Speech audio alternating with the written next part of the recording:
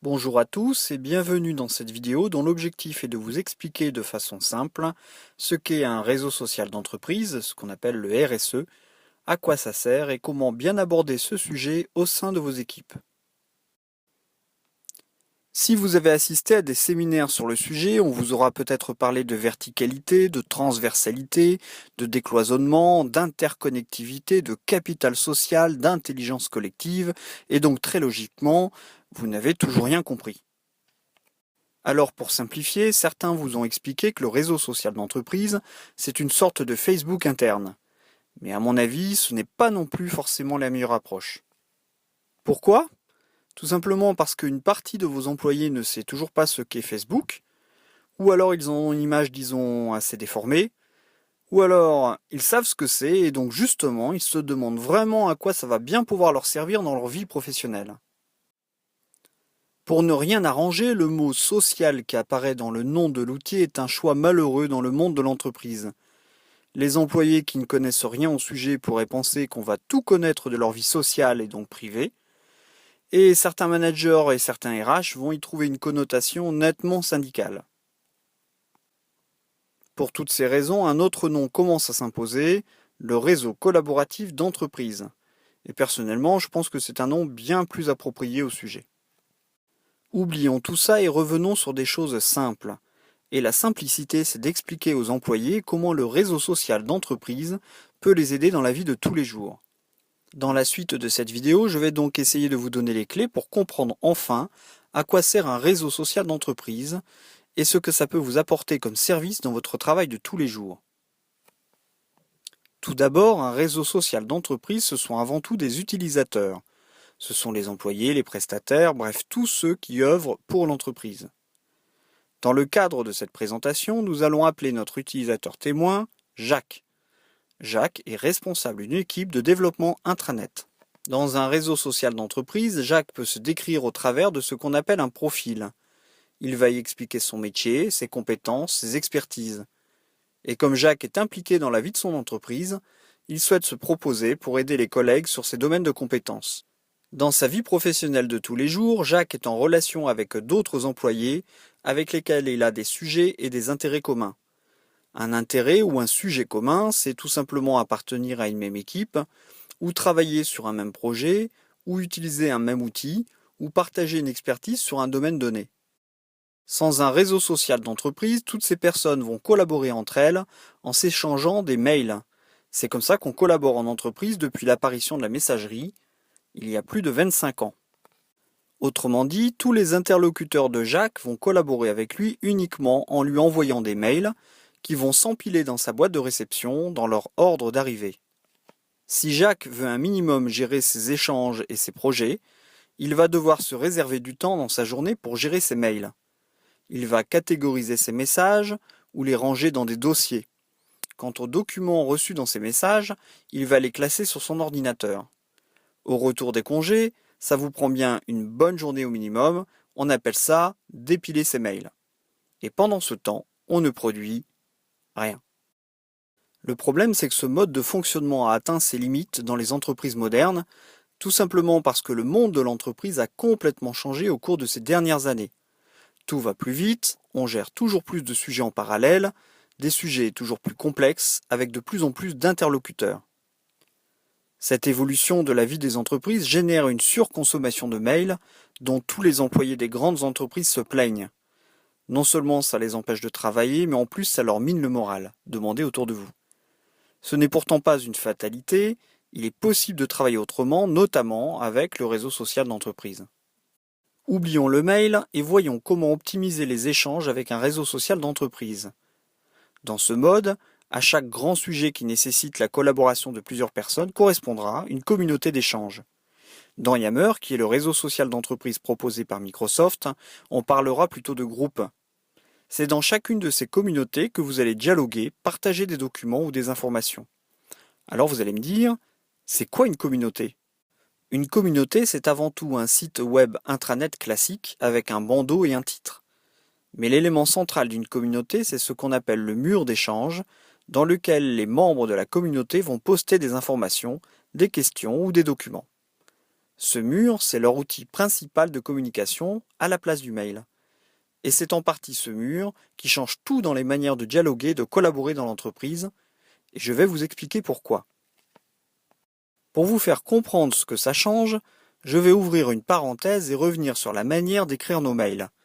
Je vous montrerai juste après la différence avec la manière d'écrire des posts dans un réseau social d'entreprise. Imaginons que notre ami Jacques souhaite informer toute l'équipe projet que le lot 2 du projet est terminé, que les tests vont pouvoir démarrer et que pour cela, il recherche des personnes disponibles.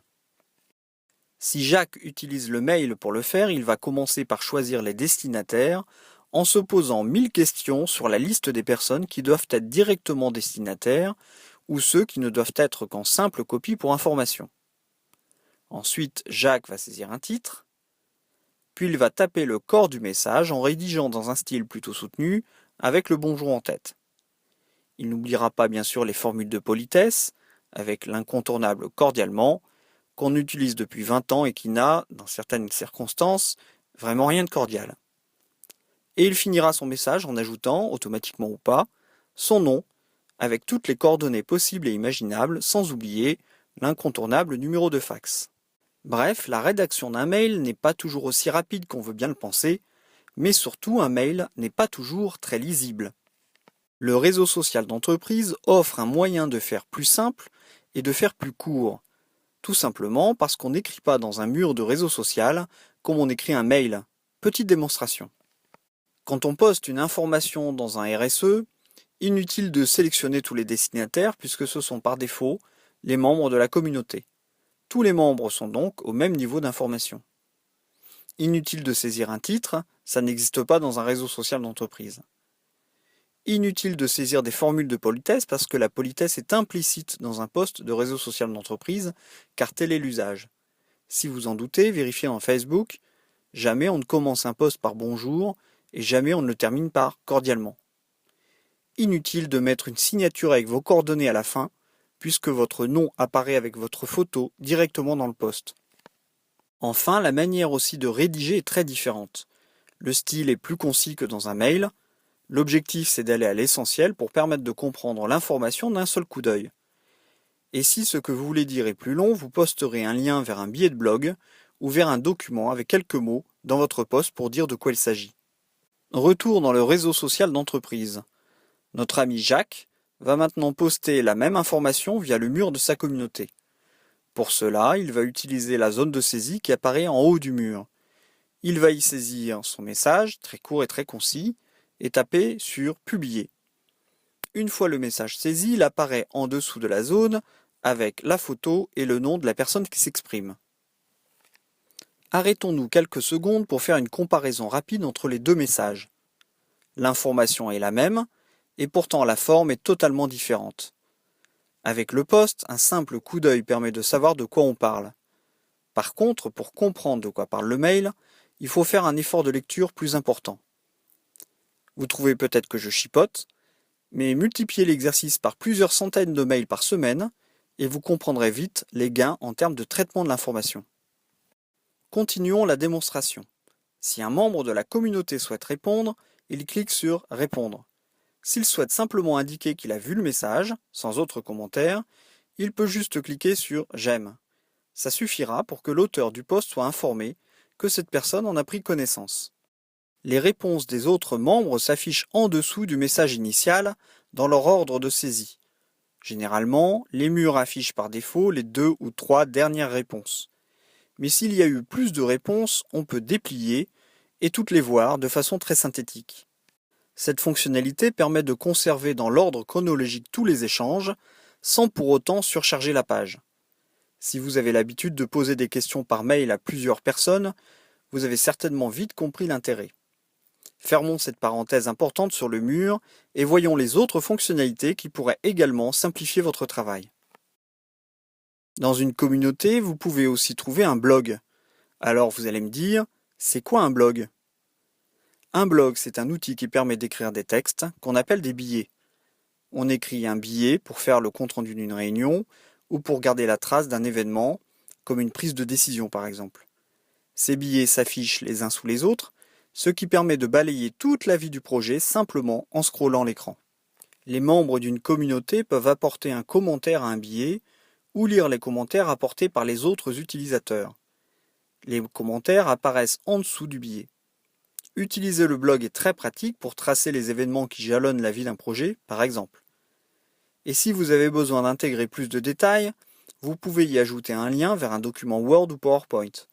L'essentiel étant de garder à chaque billet une bonne lisibilité pour permettre aux acteurs projet d'avoir l'essentiel des informations importantes en quelques secondes de lecture. Dans une communauté, vous pouvez bien souvent aussi intégrer d'autres éléments, comme par exemple la liste des membres, ce qui permet d'avoir une bonne visibilité des personnes qui collaborent avec vous sur un projet. Mais ça peut être aussi un calendrier dans lequel vous ferez apparaître les principaux jalons ou prochaines réunions. Ça peut être aussi bien sûr tous les documents partagés par les acteurs du projet. Enfin, des solutions comme SharePoint apportent également des possibilités de création de listes d'informations structurées. C'est idéal par exemple pour gérer des listes de tâches, mais aussi pour gérer les corrections d'anomalies sur un projet, et plein d'autres choses encore. J'en reparlerai dans une prochaine vidéo. Au final, si vous utilisez le réseau social d'entreprise pour gérer un projet, vous pouvez donc retrouver dans une seule communauté toutes les informations utiles, que ce soit le conversationnel, mais aussi les documents, le calendrier, les acteurs, les actions et bien d'autres choses encore si vous le souhaitez. Et donc là, théoriquement, arrivé à ce stade de la vidéo, ça y est, vous avez compris comment un réseau social d'entreprise peut vous aider à travailler plus efficacement. Mais il reste encore un dernier point à voir. Revenons sur cette image où je vous expliquais que pour travailler avec un réseau social d'entreprise, vous alliez avoir autant de communautés d'échange que de sujets sur lesquels vous travaillez. La question qu'on me pose toujours à ce stade de la démonstration, c'est de savoir comment gérer toutes ces communautés. Imaginons que Jacques soit membre de 3 communautés. Pour avoir connaissance des derniers posts déposés dans chacune d'entre elles, il lui suffit de consulter le flux d'activité centrale qui remonte les posts de toutes les communautés auxquelles il appartient, sans être obligé d'aller dans chacune d'entre elles. Par défaut, ce flux est disponible dans la page d'accueil du réseau social d'entreprise. Mais dans l'idéal, ce flux doit être intégré dans le portail intranet d'entreprise. Cette intégration officialise en quelque sorte la place centrale du réseau social d'entreprise dans la vie de la société. C'est un des moyens pour faciliter son adoption. En conclusion, il me reste à vous donner quelques idées d'utilisation d'un réseau social d'entreprise. Il n'existe aucune liste exhaustive car tout est possible. Mais j'en vois 4 en particulier qui facilitent l'adoption du réseau social d'entreprise. Les communautés d'équipe permettent de partager les consignes, les actualités, les modèles de documents. Surtout, ces communautés permettent de conserver le lien social entre des équipiers qui travaillent peut-être à distance, notamment avec le télétravail. Les communautés projets offrent la possibilité de centraliser au même endroit toutes les informations indispensables à la réalisation d'un projet, que ce soit le conversationnel, les documents, les calendriers. Pour l'utiliser depuis 2010, je peux vous assurer que c'est extrêmement efficace. Les communautés de support et d'entraide permettent de centraliser tous les documents d'explication ou de mode d'emploi d'un outil ou d'un processus métier. Au travers de ces communautés, les utilisateurs peuvent aussi poser des questions auxquelles répondront les responsables de ces outils ou de ces process, ou même certains utilisateurs eux-mêmes. C'est non seulement efficace, mais c'est un excellent moyen pour encourager les employés à adopter le réseau social d'entreprise. Les communautés sont également de formidables canaux pour permettre le partage d'idées ou d'informations sur des sujets bien particuliers. Cela peut même aller plus loin en permettant l'émergence de nouveaux concepts ou des prises de conscience collectives. Ça y est, vous êtes convaincus? Non? Alors faisons un concours. Parmi les projets sur lesquels vous et moi travaillons, nous allons en choisir un parmi les plus complexes. Je compte jusqu'à 3. Et à 3, nous affichons à l'écran toutes les informations dont on dispose sur le projet en question, que ce soit les échanges, les documents, les comptes rendus, et tout ce qui est nécessaire de connaître sur ce projet. Prêt? 1, 2, 3. Si cette approche différente vous a plu, je vous recommande la lecture de mes 2 livres. Le premier, publié en octobre 2014, est consacré à une approche différente du projet informatique, et le second, qui sera disponible début 2015, abordera les sujets intranet, la digitalisation interne et les réseaux sociaux d'entreprise. Merci pour votre attention et à bientôt pour une prochaine vidéo.